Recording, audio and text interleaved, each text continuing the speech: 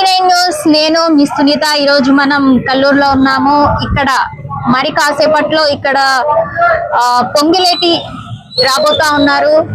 ఇక్కడ రైతులకి సంబంధించిన భూ సమస్యలకు సంబంధించిన సమస్యల పట్ల అవగాహన కలిగించడం, వెంటనే న్యాయం జరిగే విధంగా ఇక్కడ జరుగుతుందని చెప్పారు. ఈ ప్రోగ్రామ్ స్టార్ట్ అవ్వడానికి ఇంకా ఎన్నో నిమిషాలు లేదు. చూస్తూనే ఉండండి. నేను మీ సునీత.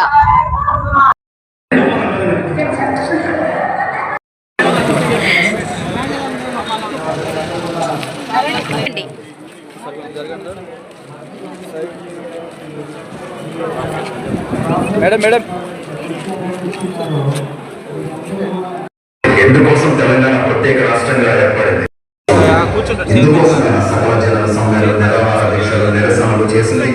ఎవరి కోసం తెలంగాణ సాధించింది? ఎందుకోసం తెలంగాణ ప్రత్యేక రాష్ట్రంగా ఏర్పడింది? కేసీఆర్ కోసమా? కేసీఆర్ కుటుంబం సమస్యల మీద మాట్లాడుతుంటే మరొకరు నియోజకవర్గంలో 5 మండలాలు తిరుగుతూ ప్రజల కష్టాలు, ఇబ్బందుల్లో తోడుతారు.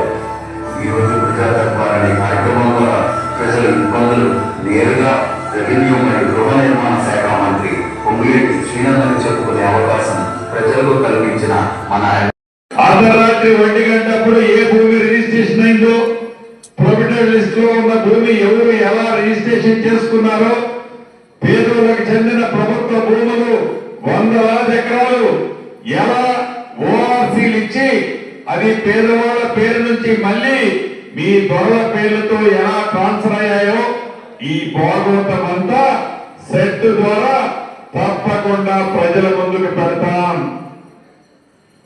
అది పెడతామని మీ కంగారు, మీ అబద్ధాలు, మీ తాపత్రయాలు, మీ ఆలోచనలు వక్రించి చెప్పుతుంటే ప్రజలు గమనిస్తున్నారు. తప్పు ఎప్పుడు చేసినా, ఎవడ చేసినా చట్ట పరిధిలో ఆ తప్పుకి మీరు శిక్ష అనుభవించక తప్పదని మరొక్కసారి తప్పు చేసిన ఆ దొరలకి ఈ వేదిక ద్వారా తెలియజేస్తున్నాను. అంతేకాదు, ఇందిరమ్మ విషయానికి వస్తే ఇందాక చెల్లెమ్మ అడిగినట్లు అప్లికేషన్లో ఏ ఆడబిడ్డ తీసుకొచ్చినా నాకు ఇల్లు కావాలని అడిగే మాట నిజం. ఆ ఆడబిడ్డ తాపత్రయపడి అడిగే దాంట్లో నిజం ఉంది. ప్రతి కుటుంబం, ప్రతి పేదవాడు నీ దేవుడు ఆ ఊళ్ళో నీ ఇల్లు ఎక్కడా అని అడుగుతారు. అంటే ఆ మనిషికి ఒక అడ్రస్ అనేది ఉంటుంది ఆ ఇంటి ద్వారానే. ఇల్లు అంటే 4 సిమెంట్ కట్లతో, 100 ఇటుకలతో నిర్మించేది కాదు. అది పేదవాడి ఆత్మ గౌరవానికి చిహ్నంగా కనిపించేది ఇల్లు. అది ఈ ఇందిరమ్మ ప్రభుత్వంలోని మాకు తెలుసు.